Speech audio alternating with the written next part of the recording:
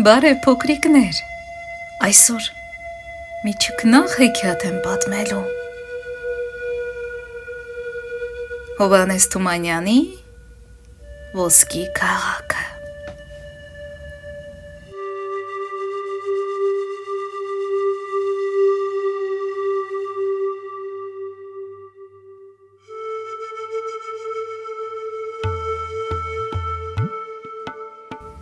Ժուկով ժամանակով Հնդկաստանի Բենարես քաղաքում տիրելիս է լինում Ուքանը թագավորը։ Օրերից մի օր մեռնում է նրա սիրելի կինը։ Դժբախտ թագավորը չի կարողանում մխիթարվի ոչ մի բանով։ Իրեն որսորդության է տալիս։ Մի անգամ էլ, երբ որսի է դուրս գալիս, անտառում մի գեղեցիկ փոքրիկ աղջիկ է գտնում։ Ուրախանում աշխարհով մեկ է լինում, առնում տուն է բերում, որդեգրում է և անունը դնում է Քանաքարա։ Մեծանում է Քանաքարան, դառնում է տխուր թագավորի միակ մխիթարանքը։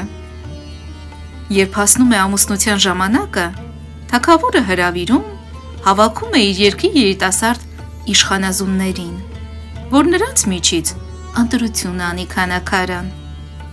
բայց աղջիկը դուրս չի գալիս իր սենյակից։ Հայրիկ, ասում է, գիշերը մորս հոգին երազ եկավ ինձ, ասաց Քանաքարա, շատ շատերը կխնդրեն քո ձեռքը, չխաբվես, ոչ գեղեցկության, ոչ քաջության, ոչ հարստության վրա, որովհետև անբախտ կլինես, որին էլ ընտրես քեզ ամուսին, ընտրի միայն նրան, ով իր կյանքում գոնե մի անգամ եղած կլինի Ոսկի քաղաքում։ Շատ լավ աղջիկս, ասում է բարի ծերունին, իմաստուն են երազները, ու մորդ հոգին քո երջանկության համար է խոսում։ Ես այդպես էլ կհայտնեմ հավաքված փեսացուներին, ինչպես եղել է երազը ու ինչպես քո սիրտն է ուզում։ Նրանք աշխարհք տեսած մարդիկ են, և անշուշտ նրանց մեջ կգտնվեն այնպիսիները, որ իրենց կյանքում գոնե մի անգամ եղած են Ոսկի քաղաքում։ Այդպես էլ հայտնում է թագավորը հավաքված արքայազուններին ու իշխանազուններին։ Երբ Ոսկի քաղաքի անունը լսում են, ամենքը նայում են իրար երեսի ու զարմանքով վեր են քաշում ուսերը։ Այդպես քաղաք մենք չենք էլ լսել մեր օրում։ Ուշ թե տեսել։ Բենարեսում մի երիտասարդ է լինում, Դիվանա անունով։ Մի շռայլ, զվարճասեր երիտասարդ է լինում Դիվանան։ Իր կարողությունը խնջույքներում ու քեֆերում վատնած, դատարկ, ձանձրացած կյանքից ու աշխարհքից։ Հենց որ թագավորի աղջիկա որոշումը լսում է, մտածում է. Այ քեզ լավ դեպք, աշխարհքում մի քիչ զվարճանալու, միանգամից և կհարստանաս և գեղեցիկ կին կունենաս, և ինչպես ոչ ոքի մտքով չի անցել գնասի, տեսել է Ոսկի քաղաք ու ամուսնանա հետը։ Վեր է կենում, ուղիղ գնում Ուքանը թագավորի պալատը։ Հայտնեք չքնաղ Քանաքարային, որ ես երիտասարդ Դիվանաս եղել եմ Ոսկի քաղաքում։ Ամբողջ պալատը թնդում է ցնծությունից, վերջապես եկավ սպասված հերոսը։ Ներս համեցեք, խնդրում են ծառաները ու ներս են տանում երիտասարդին գեղեցիկ Քանաքարայի մոտ։ Քանաքարան խնդրում է նրան, որ պատմի, թե ինչ բան է Ոսկի քաղաքը։ Ու Դիվանան սկսում է իր սուտ պատմությունը։ Ոսկի քաղաքը, էլ մի ասի տիրուհի, թե ինչ զարմանալի բան է այդ Ոսկի քաղաքը, որ ես ընկա նրա մեջ։ Առևտրական գործերով անցնում էի աշխարհից աշխարհ, հազար ու մի աշխարհ տեսա, հազար ու մի քաղաք տեսա, հազար ու մի հրաշալիքներով լիքը։ Մի անգամ էլ մի աշխարհքում, որի անունը լեզվիս ծերին է, հիմի կասեմ որտեղ որ է,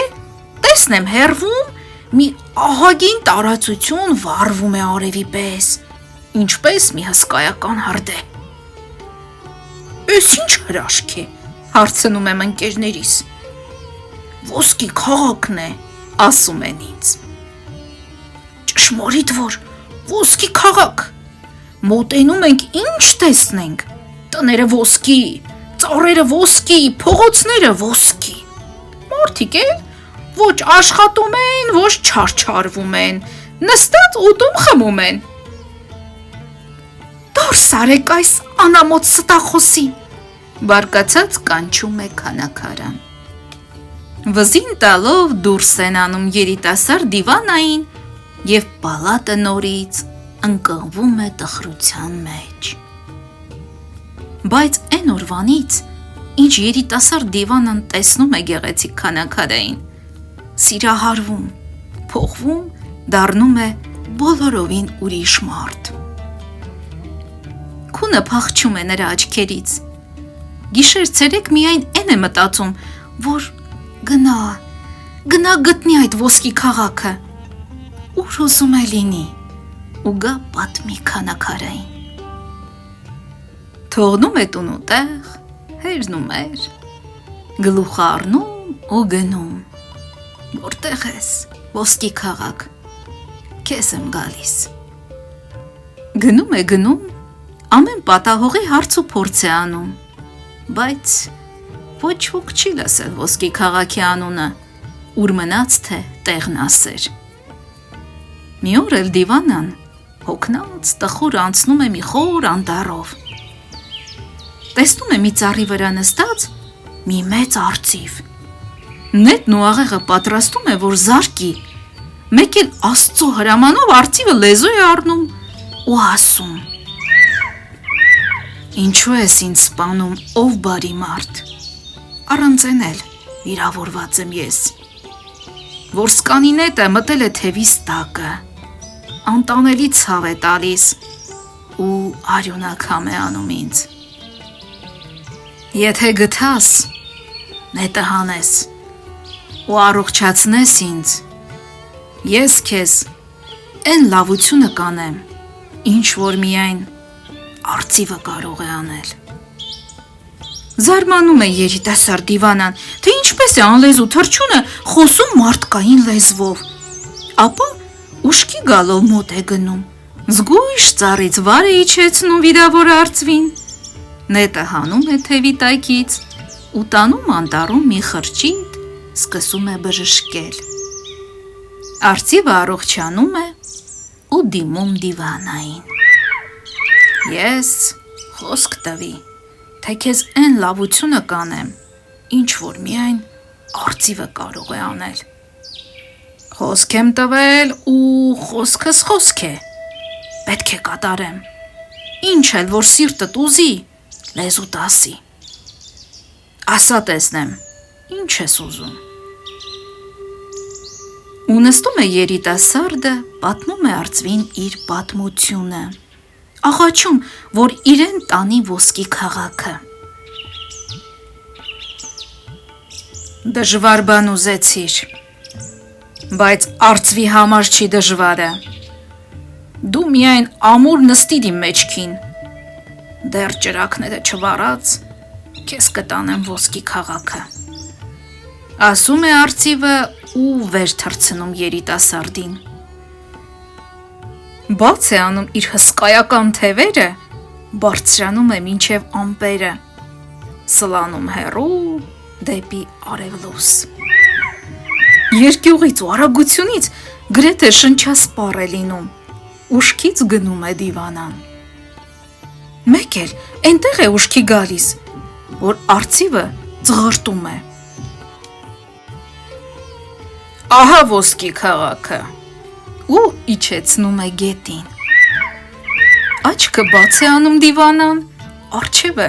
կանաչ այգիների մեջ թաղված տարածվում է մի քաղաք։ Սիրելի փոքրիկներ, այստեղ ավարտվեց Ոսկի քաղաքը հեքիաթի առաջին մասը։ Ինչ եղավ Դիվանայի հետ Ոսկի քաղաքում, դուք կիմանաք մեր հաջորդ տեսանյութում։ Շնորհակալություն, որ դիտում եք Հեքիաթ TV։